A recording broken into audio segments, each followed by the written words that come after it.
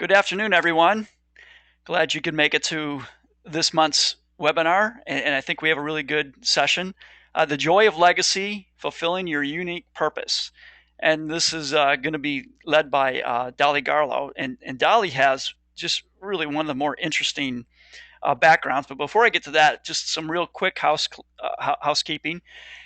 During the presentation, if you haven't been to this kind of go to webinar before, you'll notice on your screen in the little area that there's a thing there for questions. So I'll be monitoring the questions. If you have any questions for Dolly while we're going through this, please put that up there. I'll try to get to the question while she's discussing a certain topic, but if I can't, we will get to your questions at the end. Just wanted to get that out there first before we get into the actual seminar. But I just want to give you a little background on Dolly. She has, like I said, a very diverse background. She's a former healthcare attorney who retired when she finally reached financial independence. And this allowed her an opportunity to really pursue consciously design work and life activities with more meaning, fulfillment, and joy. Right now, she's the president of Thrive Incorporated, an executive coaching, consulting, and training firm, and serves other professionals in transition with a focus on entrepreneurship, business visibility, profitability, and financial mastery. Now, Dolly, what she's going to talk about today, she developed a program called Creating Legacy. It's the most comprehensive approach available for how to combine your time, talents, interests, and resources to make a difference that may last well beyond your life and for future generations to come. So the program kind of developed from her own experiences creating the Garlo Heritage Nature Preserve, the first of a series of parks set aside for the community where she grew up in Seneca County, Ohio. So from her combined 30 plus years of experience in healthcare law, other areas of law and business, Dolly believes that every single person on the planet has a legacy, whether they realize it or not, and you can build on it. You can see more about her legacy planning and development at her website, creatinglegacy.com, which you can see right here on the screen. But I'd like to just welcome in Dolly. Hi, Dolly. How are you? I'm great. Thanks very much for that. Well, thanks a lot for taking some time to talk to us a little bit about legacy. And, I guess we can just kind of jump right into it and talk about your definition of legacy. You have kind of a unique approach to it. Right. My definition is that legacy is a conscious and meaningful contribution of your authentic gifts, talents, and resources that adds value in a lasting way. And I think we have a slide about that. Mm-hmm. To me, it's a creative act. It's a living process. It's more than a bequest, which in legal terms is a gift of property that you give through a will or your estate plan. It may well involve your money and assets. It may involve other individuals or institutions, or your time, your effort, and your enthusiasm. Most likely, it includes a combination of all of them, as far as my definition is concerned. Okay. And it may well involve estate planning, financial planning, and business planning, depending on the idea that you have for a legacy project and the structure needed to carry it out. So the notion behind my work called Creating Legacy is about coordinating all that, which is something I needed to do, when I got into it. And so I like to help people develop a legacy while they're fully alive to enjoy building it, and then building it from the beginning with the idea that it's something they will step away from, they'll make sustainable so that it can continue long into the future. And this is, different from a trust. Might use that as a vehicle, but it's different from an estate plan. It's something that you get to actually actively be involved in. And Okay. so, whatever it is, for that person, it just makes the concept of legacy more widely applicable to everybody. And, mostly I'd have to say for me, it's really a consciousness about our individual capacity just for contribution. Okay. Well, you talk about you, and you sort of came to this through your own life. So, can you kind of give us, some examples of the experiences that sort of led you to this view of legacy? Well, yes, I'd be happy to do that. As I think about it, there were a series of events that kind of came together for me that I think, the people that you work with may well relate to.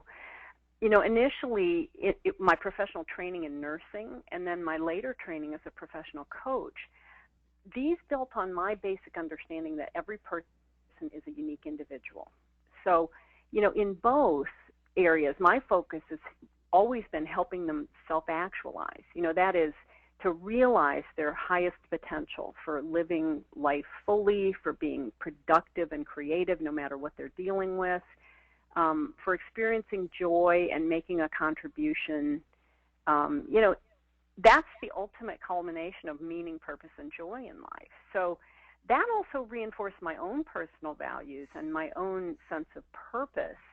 And then, in between those two professions, I practiced law for 16 years, as you mentioned. And as a healthcare attorney, I got to see another side of the concept of legacy. And this is something I never thought I'd be involved in. But as a healthcare attorney, I periodically was appointed by the local probate judge to be a pro bono attorney ad litem in cases known as intestate succession cases. And what intestate succession means is that's when somebody dies without a will. And so when somebody dies without a will, we have to go through probate, and we have to go through this process where you identify the person's heirs and you identify their property. And so I would get appointed to represent what were called the unknown heirs, because you had to go out and find them.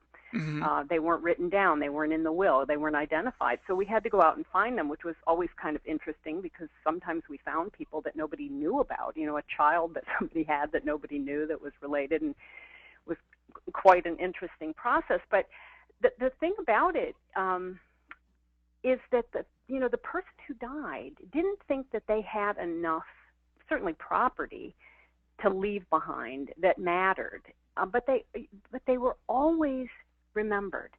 When I would do the research to go find the unknown heirs, I had to talk to a lot of people, and they always had something to say about a profound positive impact that they had on someone else's life, teaching them something significant, being there for them when it was really needed, something. They had passed on a legacy. Others could see it, and, that always impressed me. Okay. But it also raised a question, and I think you've put up that slide, and the question is, what if we consciously focused on our own legacy and on maximizing the positive impact we could have? What if we focused on leaving everything and everyone we touched better than when we found them in some way, or beyond that even, created and built things that last beyond us? Something that would carry on, whether it's a bank account, an art collection, a memoir of life lessons, a beneficial business, a charitable foundation. I mean, it could look a lot of different ways, but what if we consciously focused on that? So you basically started the whole legacy process by answering these questions, for yourself. So, I mean, can you kind of enlighten us on how you did that? Thank you. Yeah. Initially, it occurred for me, I think, in two ways. First was that, you mentioned that I was a healthcare attorney, and I had built a healthcare law firm in Austin, Texas, where I was living at the time, and it was really based on some core values of mine. And I know a lot of people who build their own businesses sort of pour themselves into it, but we worked to involve people in their legal cases and to solve problems as holistically as possible. I think I brought that from nursing.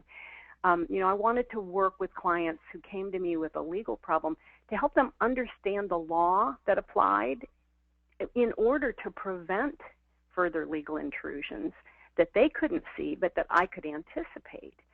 So I focused on both client legal education and preventive law, as well as solving legal problems. And I realized that not too many other people were doing that. They were just sort of focusing on the case and handling the problem and not really working that in depth with clients. And so when I decided to leave the firm, when I reached financial independence, I decided that I wanted to transition out of the practice of law. There were other things I wanted to do. I wanted that resource to still exist. I wanted that approach to legal practice to continue. I wanted my staff to have a place to work. I didn't want to just close down the business. And so I had to learn the process of business exit planning. And that allowed me to transition the existing practice to someone else, and then contributed to my reaching financial independence, and of course allowed me to then create the work that I love doing, that I'm doing now. But the second way is that I answered that question with a problem. A problem showed up, and that was that my parents entered their spell of last illness, and my sister and I were about to inherit about 325 acres of farmland that in Ohio that the family had built up over time, and some beautiful old growth forest. But we were both working professionals at the time. We didn't have the ability to maintain the property. And long story short, we basically had a problem. We had to figure out what to do with the farm. And so what we did was created the Garlo Heritage Nature Preserve. We worked with the Seneca County, Ohio Park District, and structured the project in a way that they would operate it and run it, and we got some tax credits. And there's basic business and financial planning that went in. But we were able to do that, and so on the slide you'll see a little picture of the family. My parents are immigrants from Eastern Europe and came to the United States with nothing, and built this beautiful property Wow. together. And so we were able to do that, and then together with the Park District, it's grown into this amazing thing. I think on the next slide you'll see some of the things that have happened. They've put up signs and built trails. They've named trails after each of the family members. You can see Dolly Okay. Trail there. Uh-huh. They put up this beautiful nature center. They built boardwalks for disabled people to access hiking. They built an equestrian trail. I mean, they put in a Montessori preschool for 3 to 5-year-olds to come out and learn about nature. Oh, And I have to wow. tell you, none of that would have happened if my sister and I had just inherited this piece of property that we couldn't maintain. Mm-hmm. And it is such a thrill now to be able to be involved, to go there, to see it, to participate in their annual fundraisers, to be a part of the Friends group, the little nonprofit that was formed to help support the park, and to have seen this project morph into 6 or 7 other parks, because other people looked at the idea and said, wow, we could do that too. And so now the Park District is managing, I think, 7 different pieces of property that are parkland. And so, I mean, that was just thrilling, but we had to figure out how to do it without any background or experience. And so Wow. those were really the 2 things that sort of got me moving in this direction. Well, I mean that's really great, especially the way it kind of motivated others to do the same. So I it's sort know. of, yeah, built upon It's that. really great. You kind of talk about the 3 realizations you had as a result of these, experiences. Uh, what were they? Well, first, the first was the recognition, just what a gift it is to be able to give to others. The people, places, Absolutely. and things we care most about, being generous and giving results in receiving back so much more. It's really a priceless experience. I really had no idea any of the stuff that would happen, with this project, and it's just been wonderful. The second realization is that while the governments and religions and educational institutions of the world are doing the best they can to create positive change, probably the best and most creative and effective way to make a difference in the world that's available to regular individuals is to develop this consciousness of generosity and then figure out how to give back what they can in a way that carries on, in whatever way they can. It is really an exceptional way to reach self-actualization, which is what I think, all the human experience is all about. And then the third realization is that there was no single comprehensive resource available to help people do that. I mean, I didn't have it. I kind of did it all by the seat of my pants, having to figure out who to talk to and what to do and how to figure out the finances and the structuring and what were all the available opportunities or different ways to do it. I mean, I didn't know. And so I thought, wow, what I could do that. I could create a resource that would help people with that. And, what I know for sure now as a result of all of that is that every single person on this planet is unique and has an important purpose to serve. And so the question is, will they ultimately use their gifts, their resources, and most importantly, their precious life energy to simply earn a living and become financially successful and enjoy this life, which is fine. But I think people realize that there's something more. So, or will they also use all of that to consciously create some real and lasting good in the world that they can feel really, really good about? And I believe that both are possible. And I also believe that that's what real wealth is all about.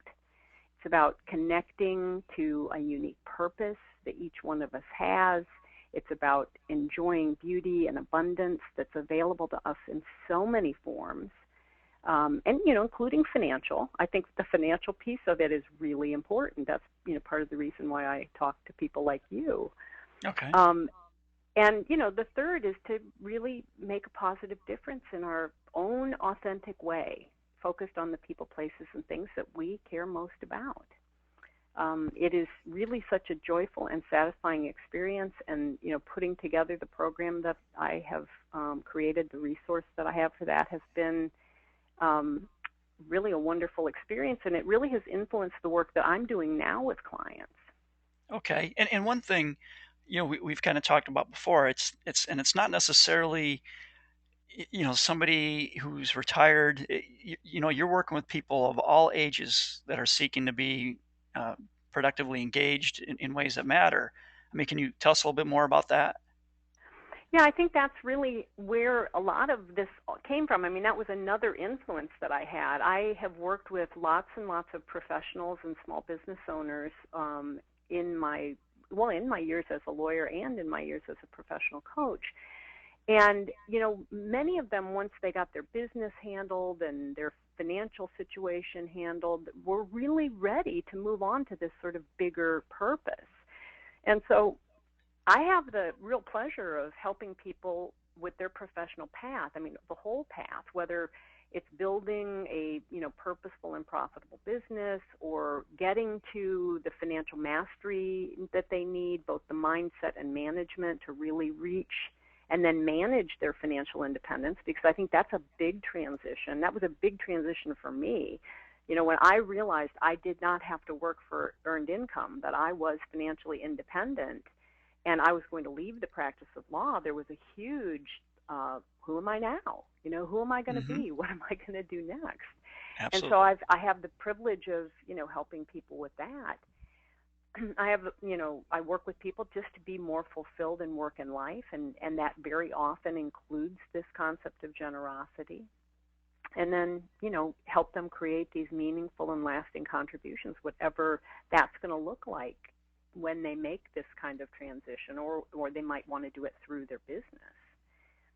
Um, so what my clients have taught me is that people at mid-career and later, particularly professionals and business owners, are inherently generous, and they're uniquely positioned to make this greater contribution. I mean, we are the people who have the resources to do it. We have the smarts, the knowledge, the connections, the things that it takes to really make a bigger difference. And Okay. I think a lot of people want to continue to be involved and to be productive well after retirement. In fact, many of the people that I work dread what I call the R word because it's retirement, and people just don't want to use that word. Yeah, They there's don't. a funny coach. I don't know if you know Bobby Bowden. You live in Florida. Florida State I football coach. Okay. Well, he coached up until his 80s, and he basically was kind of forced out. And then his joke was, people say, well, why don't you want to retire? You're in your 80s, you've been doing this for 50 years. He goes, well, after retirement, there's really only one more big event in life, and it's not a good one. So Right. uh, you're kind of Exactly. you're kind of taking a different approach, though, that even after retirement, there's certainly something that people can do. Absolutely. There's tons that people can do. Yeah, I mean, they have the freedom now to do all kinds of things that are personally fulfilling, the travel and all of that. But it's like I say, you can only play so much golf or tennis or whatever your, yeah, whatever your avocation is. There's that need to be productive, to be purposeful, to be involved. And I think it's interesting.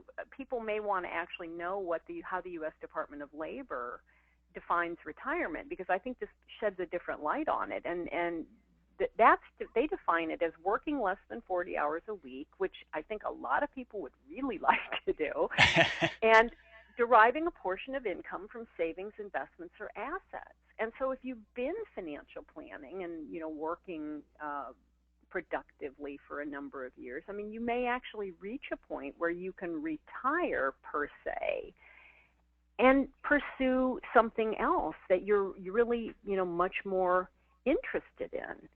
And so at mid to late career, when you have some financial security, retiring, or what I would call designing a different lifestyle based on the definitions of what really is important to you, I think that isn't such a stretch.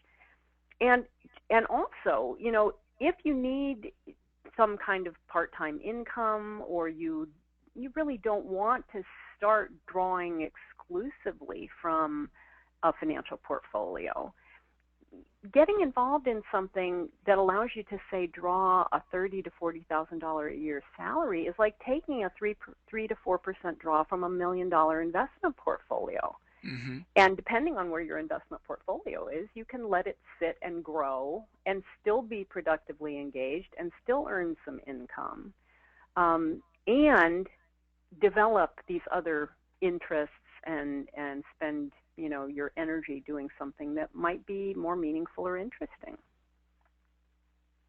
okay. Um, so I'm showing some screens here real quick, just some things on retirement. Oh yeah, go back one more. Go back to the one preceding this one. Yeah, this is, I included this slide. This is the MetLife Foundation study called Encore Entrepreneurs Creating Jobs and Meeting Needs. And the reason that I included this information is because I think it describes a lot of the people participating in this presentation. Your clients, my clients, and if so, they're in good company. The MetLife Foundation funded a study on work and social purpose, and that's what they're calling encore entrepreneurship. It's an area that a lot of people thinking about retirement or moving into retirement, moving into that arena, are moving into as well. And they surveyed 100 million Americans from age 44 to 70, and this is that mid-career to late career time period that I was talking about.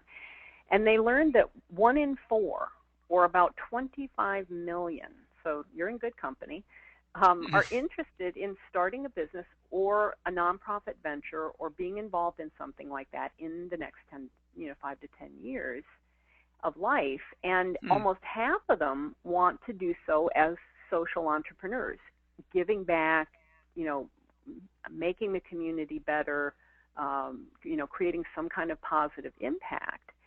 And most of them expect to create small local organizations that employ up to 10 people. So we're talking business. We're talking people who come from business or come from the professions, which was a business orientation, moving into that. And those projects, from my perspective, as legacy projects, they might be national, international, or even global in nature, depending on what what subject matter you decide to tackle.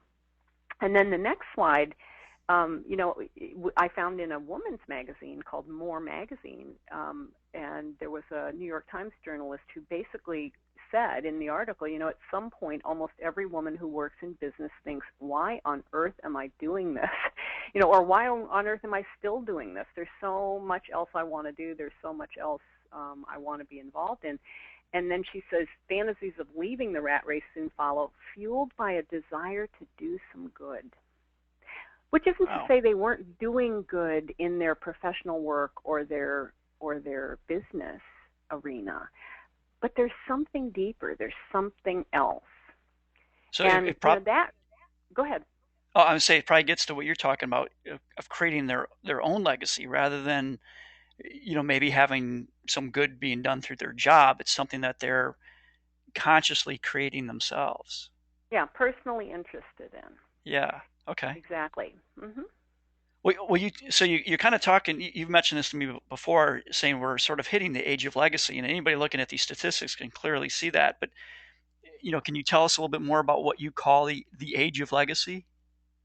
Well, I think it's not so much an age. It's kind of a term that I've coined, but I think it's a state of mind. Okay. Again, there's that issue of awareness and consciousness. Remember how I've defined legacy: a conscious and meaningful contribution of your authentic gifts, talents, and resources that adds value and that lasts.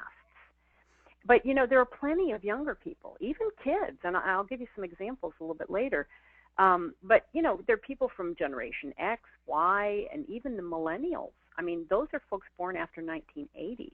Now think about that. Those are people already in their mid 30s who are eager entrepreneurs, and they're really ready to make a positive difference. I talk to a lot of young people who have this orientation from a business perspective, from I'm still working, but I want to do it as more of a social entrepreneur, which I think older entrepreneurs or older business people, more experienced professionals can certainly get involved and help with some of those younger folks, because they basically see so much need in the world that they're inheriting. And in this digital age, people have so much more access to the resources that they need to pursue business, to pursue these kinds of projects. That really expands the whole notion of focusing on your legacy too. Like, where do you want to make that impact?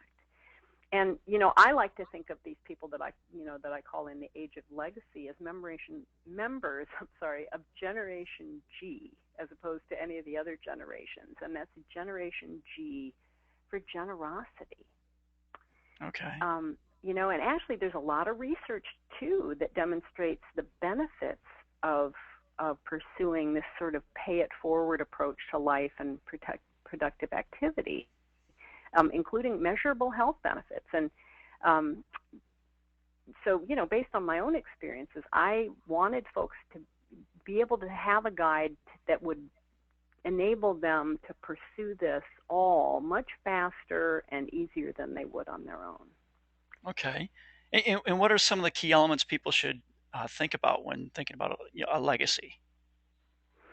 Well, there are a number of them, and so I want to cover sort of three main areas today that I Okay. think are really relevant for people who are interested in this, who have this mindset, who are at whatever stage of life, the age of they find themselves in the age of legacy. The first is I want to talk about some myths or misconceptions that people tend to have about legacy. I also want to then talk a little bit about the basic formats that I've identified, because then people listening can more easily and tangibly think about how to pursue what's next for them, or how this might apply to them, or an idea that that they could pursue. And then I also want to outline the steps and the various considerations that I think are important for anyone who wants to do this, that they need to know to actually create some form of legacy project. And so I'm going to kind of go over those steps as well. And I know we only have a limited time together, so I'll cover as much as I can. And I will promise in the third part there to include more on the steps to creating legacy that I've developed in my program, so folks can see what they are and use them. I'd like them to know and get out and start applying them. And then I also have a little ebook that covers the subject of legacy, And it includes more than what I'm going to be able to cover today, but I will tell you how to get that before we end today. There's also another little gift that I have, and you can just access those online, and I'll be sure to tell you how to do that. Okay. Well, I mean, we'll make sure we do that at the end and get that out to everybody. Okay, Um, that's great. so let's kind of get into, I guess, the meat of the program then, and you're talking about the myths and misconceptions about legacy. What are those? Okay, well, the first one that most people think of, and when I was developing this material, I realized that having this conversation about legacy with people, the first thing that they would think about is death. And it was like having a conversation with someone about death. It's a really short conversation. So one of the myths is that the notion of legacy is something that only happens at or even after your death. I mean, one of the things you'll see if you start seeing articles about legacy is there's sort of these armchair, quarterbacks after the game saying, well, this is what his legacy was.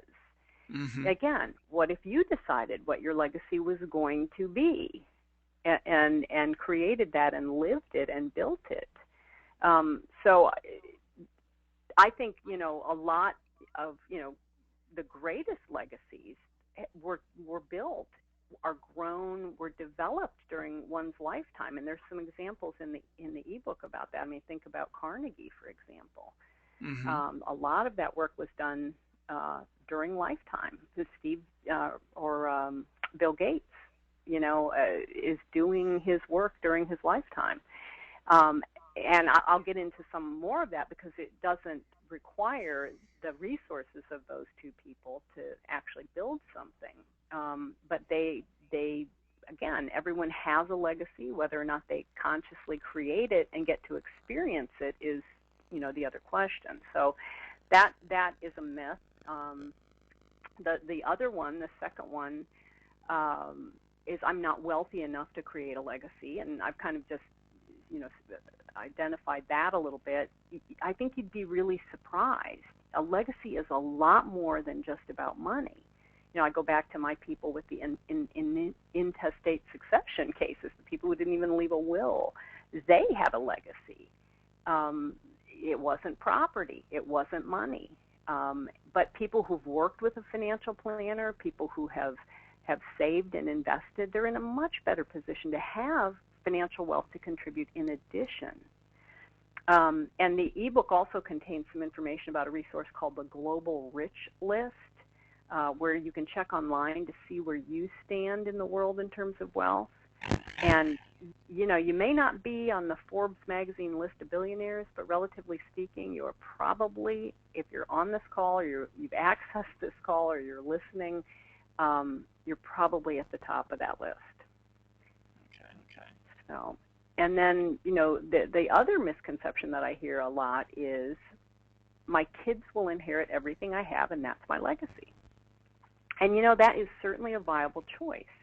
They certainly can, but they also don't have to inherit everything you've built in your lifetime. And there may be disincentives, in terms of financial mastery for people to be productive in their own lives depending on how much they inherit. I like what American billionaire Warren Buffett had to say about that, and he once said in an interview that a very rich person should leave his kids enough to do anything, but not enough to do nothing. Yeah, that's a great quote. That's a great quote. And so you have a choice about how much to give and how much to give to other projects. And depending on the project, your children can be involved in the legacy building too. It's a great place to learn about real wealth, about business, about making a contribution, about community involvement, all those kinds of things. Okay, so that's the myths of legacy. So, what are some of the ways people can pursue creating their legacy? Great. Well, again, it's about building something that's going to add value in a lasting way that's related to your interests and what you really care about. So there are many, many options and choices for how to do that, but I like to break it down into three categories. The first is what I call financial-only legacies, or the financial-only approach. with little or no of your involvement. And this is the traditional approach to legacy that a lot of people think of, that we have the whole, estate planning industry built around. It primarily involves the contribution of your financial resources and your assets to another cause and funding them through a trust vehicle or your own charitable corporate or family foundation. It might also include doing something like setting up a student scholarship or an endowment for an educational institution or another organization. It might include making a contribution to a community fund or through a community foundation. And there's amazing work being done by community foundations, in local communities from the financial gifts that people administer through those foundations. There are community foundations in many, many cities, and they are basically designed to administer the gift. A financial-only legacy might include some form of philanthropy through planned giving, what's known as planned giving, where you put some things in your estate plan. And there are lots of different categories and types depending on what you want or intend to do. Some of them allow you to use your assets during your lifetime or even have your heirs use them for a time and then be transferred to another organization.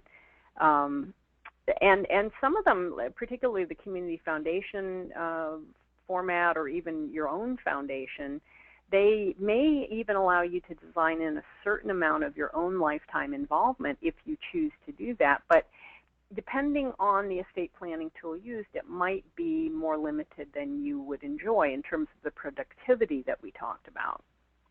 So the key to this form of legacy structuring is finding the appropriate, reliable professionals to work with, getting good advice from them, and then knowing best how to work with them to discover what's possible for your situation, for what you want to do.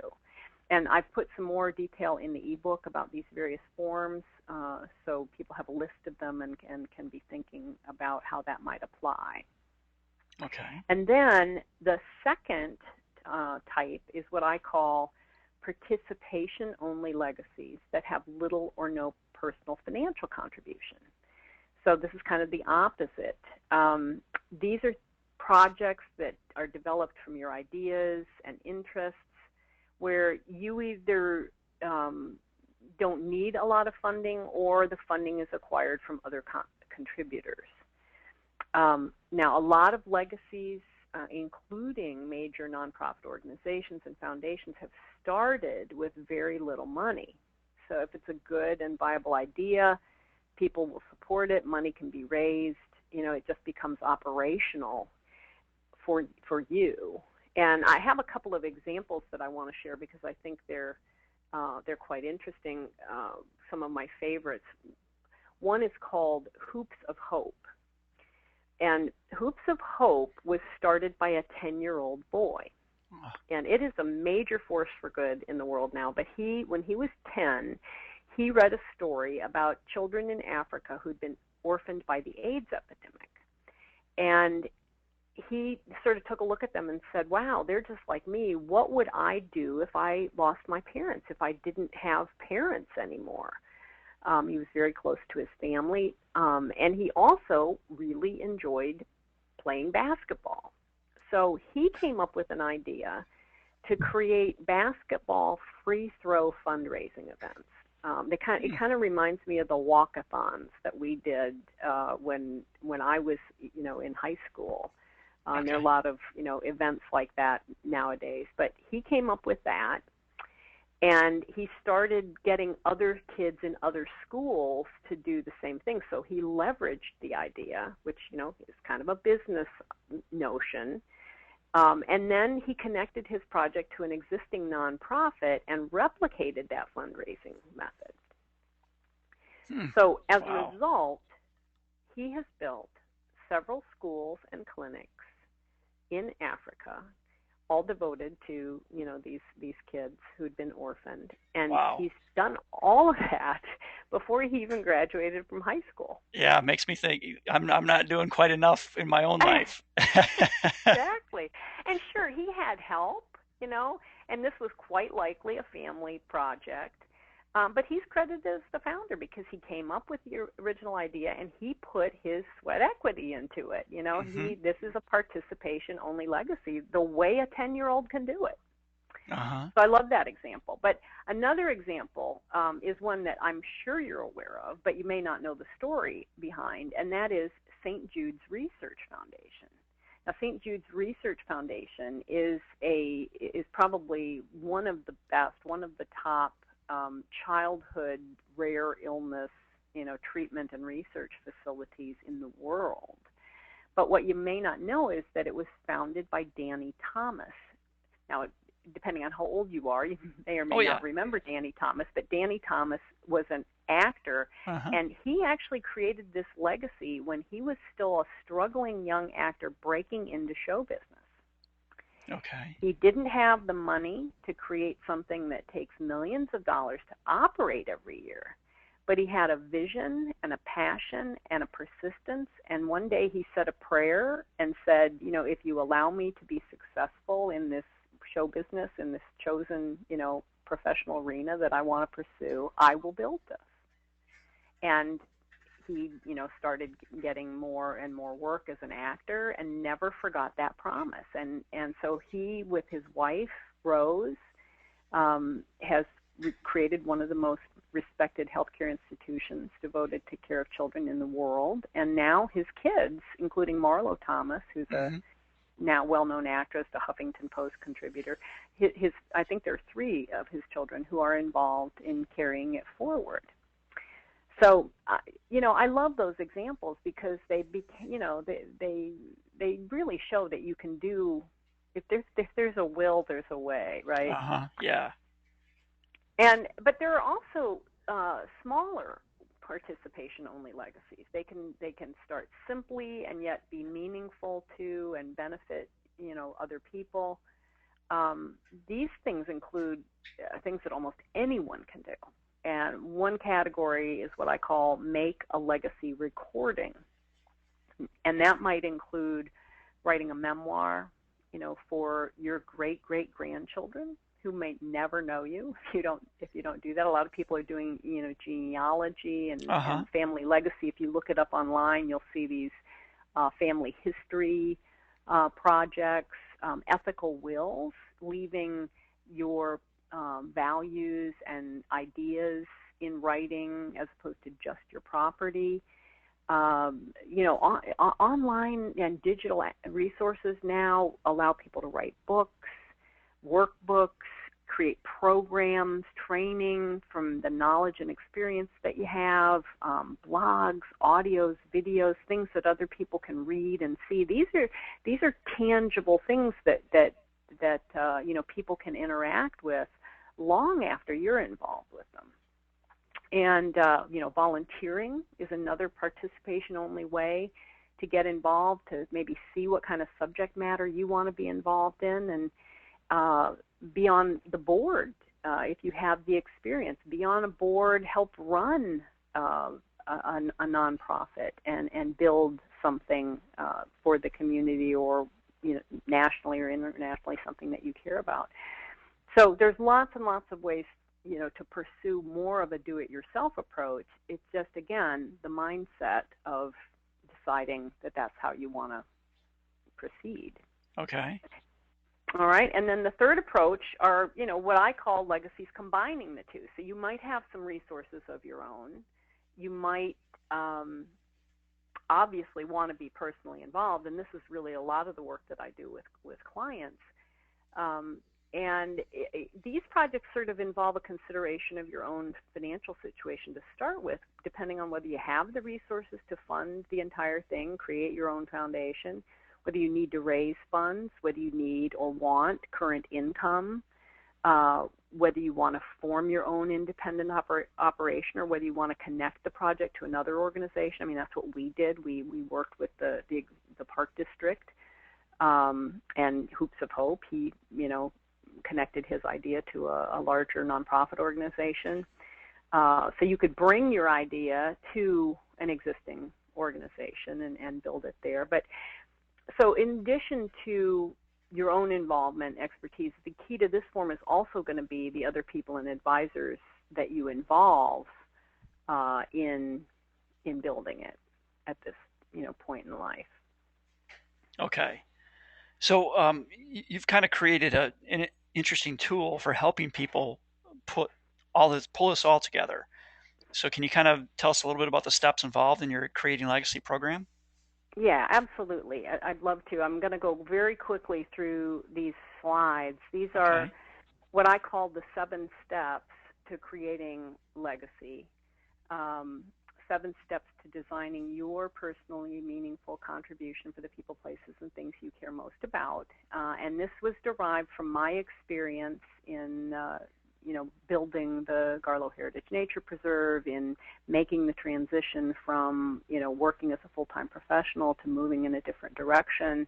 And I wanted to incorporate all of that somewhere. So I'm just going to very quickly go through the steps and maybe some questions or things to be thinking about that people can actually apply now. So step 1 is called Create the Vision. And I started from, the beginning. You've got to know who you are, what you want to create, what's important to you, identify what you value, know who you care about, and where you want to make your impact. So in the program, I have exercises for people to work, all of that out. But essentially what we cover is, who are they now, especially in a case where they may be stepping out of a long-standing professional identity. Who are you really at your core? Who do you want to be? What parts of, your past do you want to bring forward? But then, what do you want to develop now? What are your values? What's really important to you as an individual? Who do you want to benefit? Who do you want to be involved? I mean, who do you want to play with now?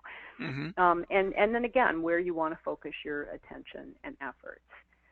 And then step 2 is, of course, gather the resources. And this is kind of a creative step. I think it causes you to take a look, take stock, focus on what you already have to bring to a project, on identifying what else you need and who else you want and need to be involved with you.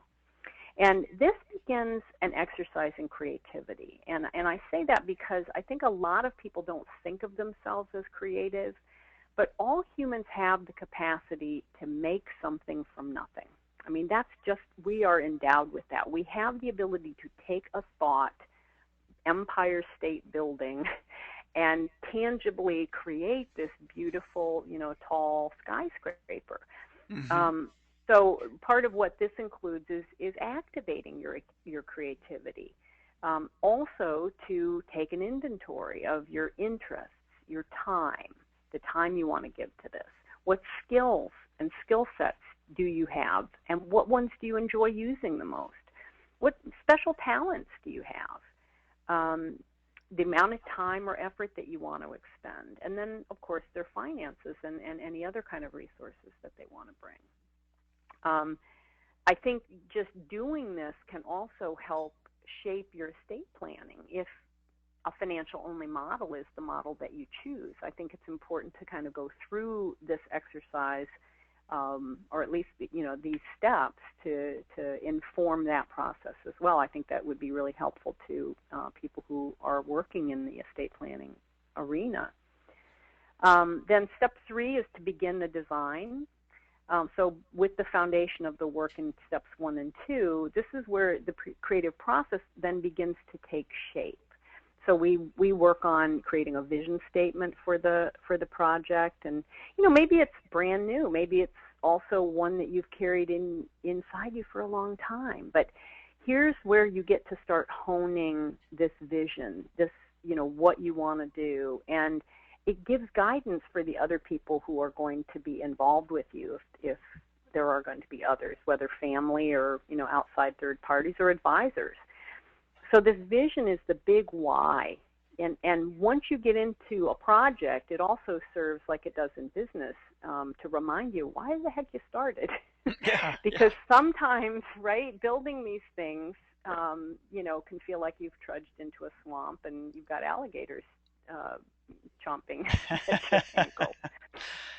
Um, Absolutely. so then we also start to, outline a mission. So Hmm. the what are you going to do to bring this vision to life? And that's why I say a lot of it is creative. And then from there, your ideas can start to take some shape. And so we then move into step 4, where you take a look at what is the infrastructure you need. What kind of a foundation will this require? You can choose the form, primarily financial, primarily participatory, or maybe a combination. And then what sort of structure are you going to utilize? You may, might be a business, might be a foundation, might be a trust. But once you can, figure that out, you can create then an implementation plan, so you know what steps to take next. That becomes the roadmap or the blueprint that you build from. We also, I like thinking about there. I think I put the quote on the slide there. There's a quote from the Great Law of the Iroquois Confederacy, a Hmm. Native American group, that in every deliberation we must consider the impact of our decisions on the next 7 generations. So Yeah, when you're thinking that way, the structure you choose is going to be kind of important. What am I going to yeah, build today that might be here 7 generations from now? yeah. That's a great quote. It's too bad we don't think like that across all aspects of our life. Well, this is the time to To bring that in. So absolutely. so in step 4, we also focus on what I call the 4 M's of business planning, because I do think some of this requires, even if you're setting up a trust and you want it to administer funds in a certain way, there's a certain sort of business mentality, I think, or if you create some kind of a foundation or scholarship, there's a business mentality to making it all happen. And so I start covering what's called the 4 M's of business planning, which are mission, money, management, and marketing. And so we've already started with mission, and so we focus a little bit on money. Again, the resources, what kind of financial plans are needed for the project to carry on for 7 generations. And then the management, who's going to be involved? What role are you going to play? And how long are you going to play it? So we can create some momentum in developing the project. And then we move into step 5, which I call bring the project to life. And we go in depth on the 4th M, which is marketing. And I talk about marketing, but I talk about it more in terms of strategic communication. And this is one of my favorite areas in business, because most people know very little about what marketing is or what it's supposed to do. And they often confuse it with its cousins, which they're not real crazy about, called advertising and sales. And those are important, but they all need to be based on a strategic marketing message, essentially what you say, how you say it, and who you say it to when you're talking about a project that you're developing, a mission that you have, a nonprofit that you support, a fundraiser that you're creating. Whatever it is, it takes designing solid communications on what you're doing, what I call the inside reality of your project, and then being able to address the outside perception, like what do people think about what you're doing, how do they view what it is, and then how to communicate it in a way that they easily receive it and respond to it and want to come and be involved. Because it's difficult for any project to function optimally and reach all the people that it's intended to serve if people never hear about it. So I think it's important to focus on the marketing aspect. Okay. And that's how I think about marketing. And then step 6 is called harvest the rewards and keep it going. And this is really fundamental in legacy planning, because The whole idea of a legacy project is to build something that you are going to step away from, build it from the beginning knowing that you're going to step away from it, and making sure, again, that it endures for the long term. So this is where we address both succession and exit planning. You're creating systems for the operation of whatever the project is, and the exit planning, when you leave, when somebody else leaves. And for a lot of people, this is really applicable to where they are now in getting started with their legacy project. They want to look at, well, how do I get out of what I'm doing now in order to get there? So it can have sort of a dual focus. And for some people, once they've built this project, they're still going to have the time and energy to build another one. So they may repeat the process. And being able to step away from it and knowing how and when you're going to do that allows you to go on to the next thing. Okay. And then, the seventh step is what I call build the bridge. And again, this isn't necessarily in linear order, because this might apply to where you are now, but how do you get from where you are now doing what you're doing to working on this other legacy project? It may involve a lot of different lifestyle changes, and so we want to focus on life very holistically, not only on vocation and finances and estate planning, but on health and leisure and family and friends and community involvement and personal and even spiritual development. Where does all of that fit in this sort of new lifestyle, this new age that you're moving into, in thinking about and carrying out your legacy? And so that's pretty much the steps.